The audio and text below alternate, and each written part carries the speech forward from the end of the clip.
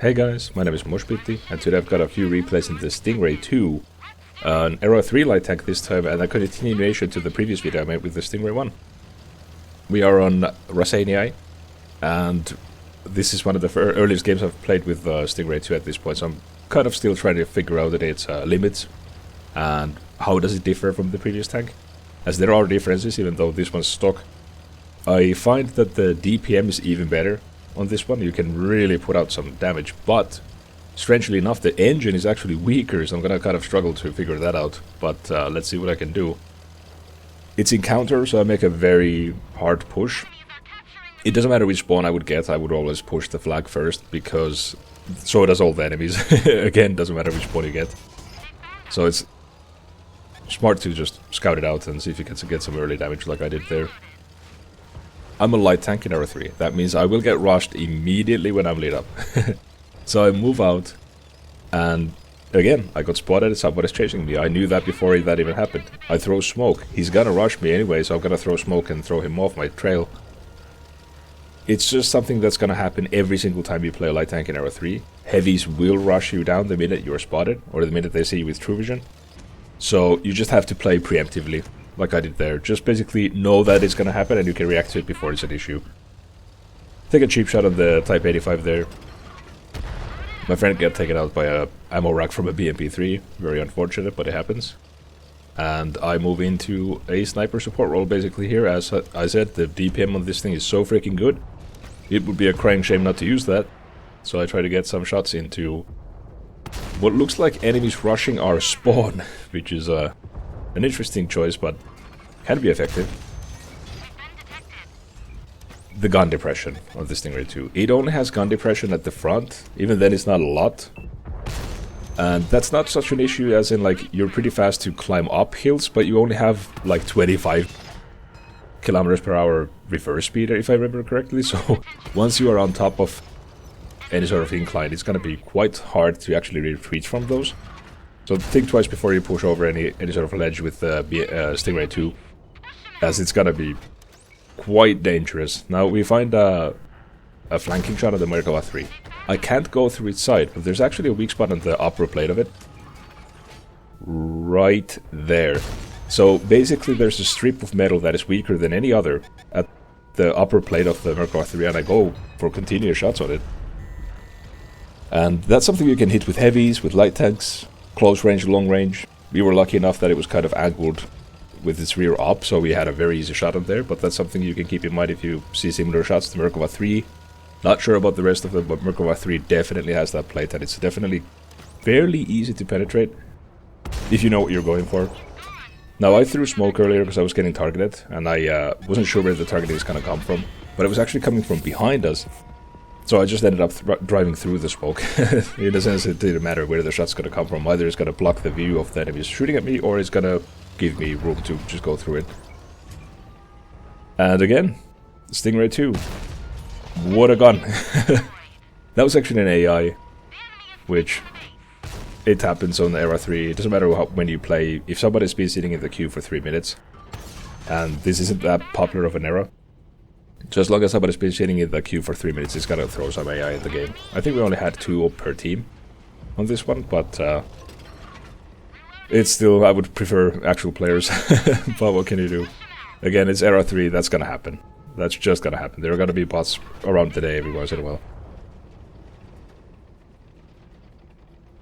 I am kind of struggling to go through this T72BM here, and the reason for that is just my accuracy.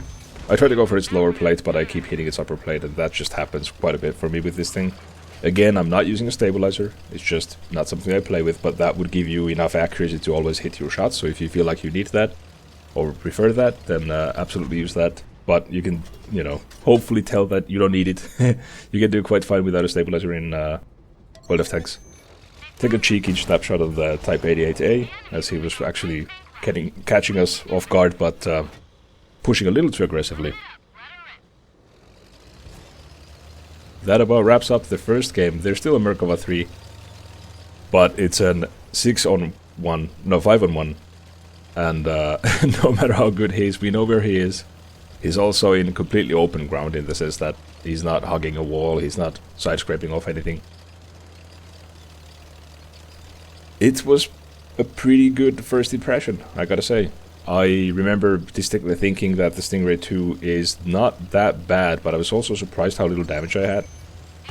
Considering I could do like 10,000 damage to the Stingray 2 in a similar amount of time. But the difference is that the targets in Arrow 3 are so freaking tough, as you can see with me trying to just flank this Merkava 3.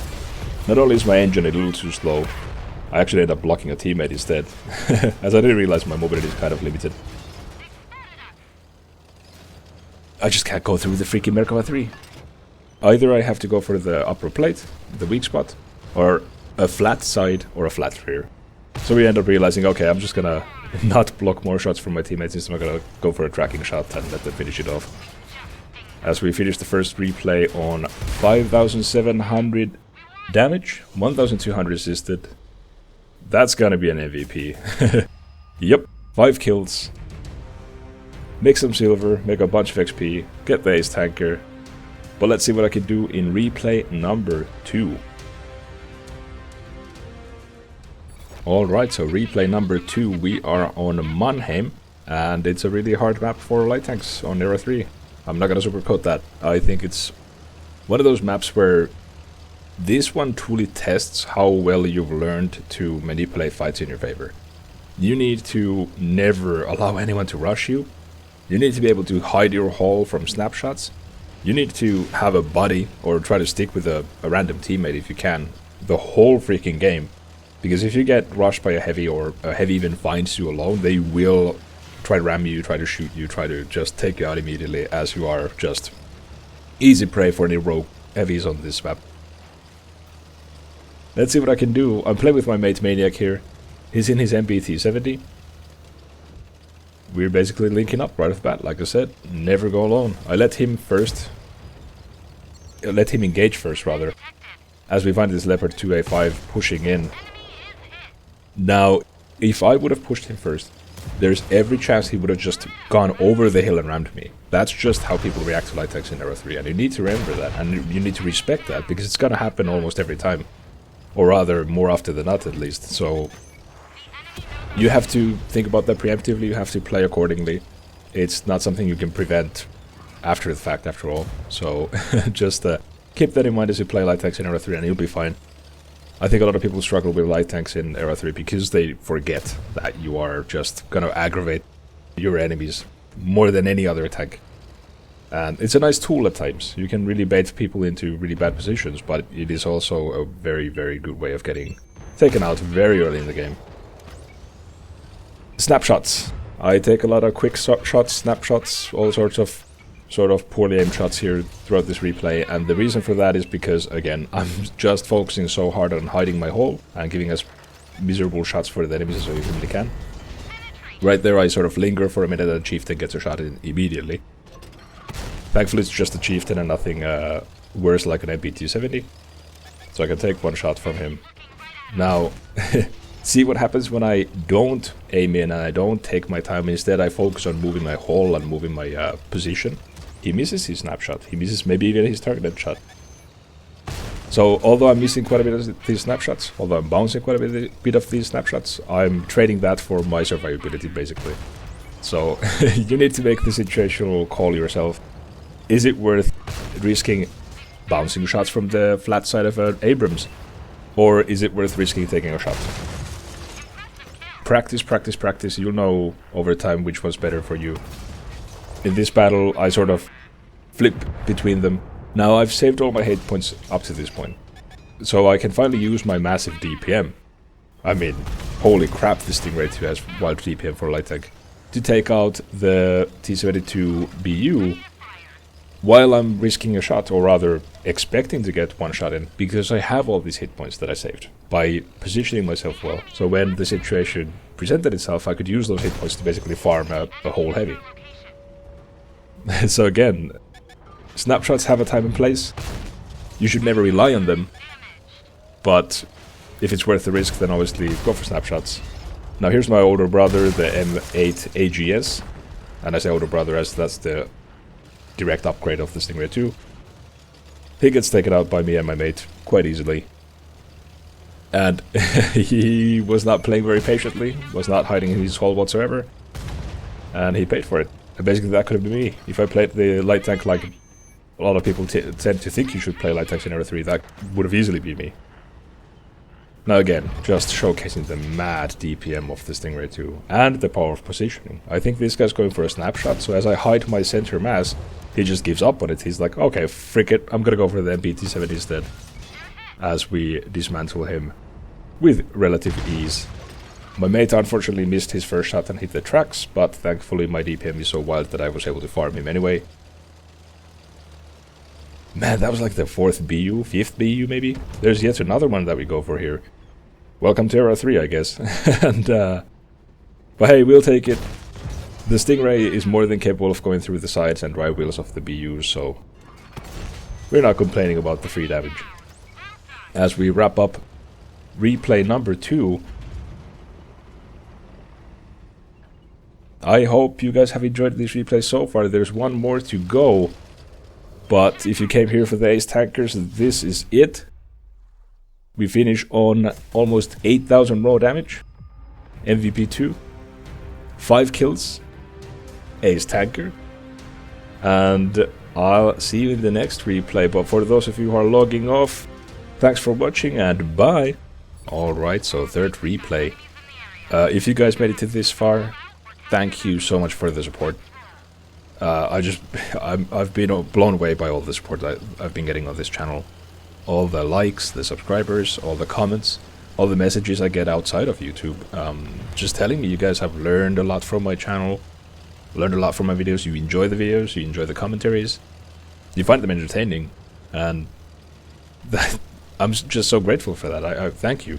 Thank you for all the kind words, thank you for all the support. The sharing the video, liking the videos, watching the videos the whole way through like this time. It means so much to me, and I'm just so thankful for that. I started to make these videos basically just to entertain my friends and maybe teach someone something, you know, a trick or tip that I know. I've been blown away by all the positive vibes that you guys sent my way. I hear some people have improved their entire gameplay basically based on my videos, and that's huge. I'm super glad to hear that. That's basically like what I hoped out of this, but I didn't expect anything. But yeah, let's get to the replay. Right off the bat, we are on Thitwell Ridge. We got the southeast spawn. I like to scout aggressively.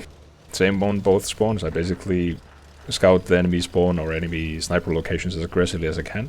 Now that tree that I knocked over, you can do that every single game. And almost every time it's gonna work. I'm sitting on almost 5,000 resisted damage just by knocking down a tree. Now I know they have people rushing our side, because my friend is on the hill and he said he's spotted. So I go see what's up there.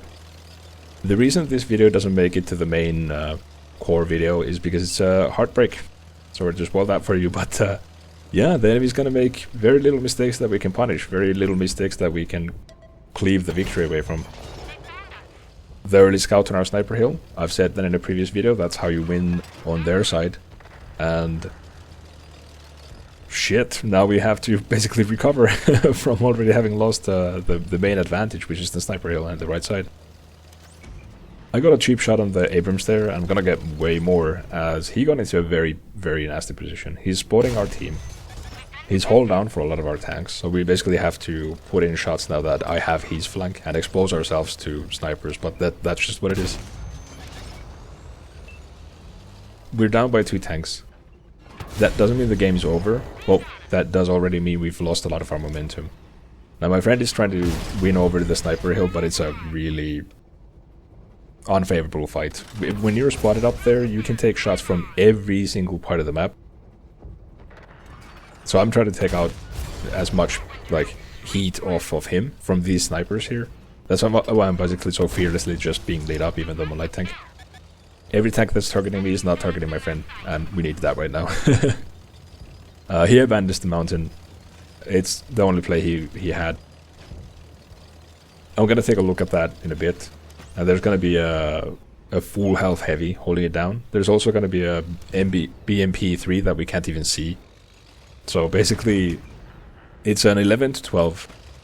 But as far as positioning and momentum goes on the map, the enemy is holding all the cards.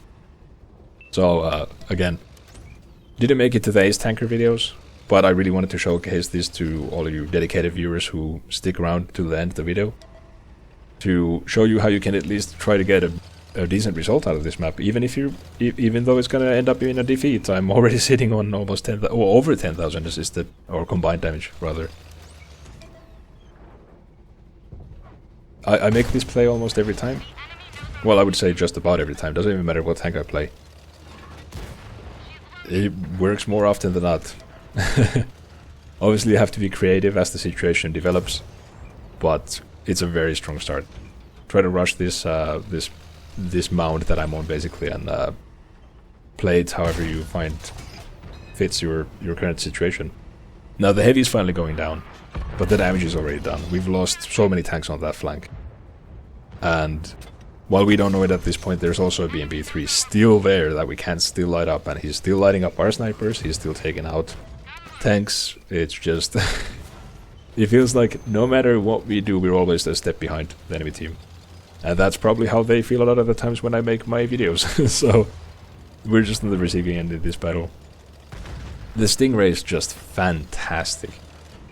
The concealment keeps me hidden, so I get spotting assist quite a bit throughout the game.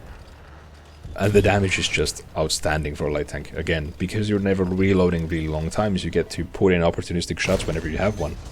I hit that MBT-70 for, 4,500 damage. It's no joke.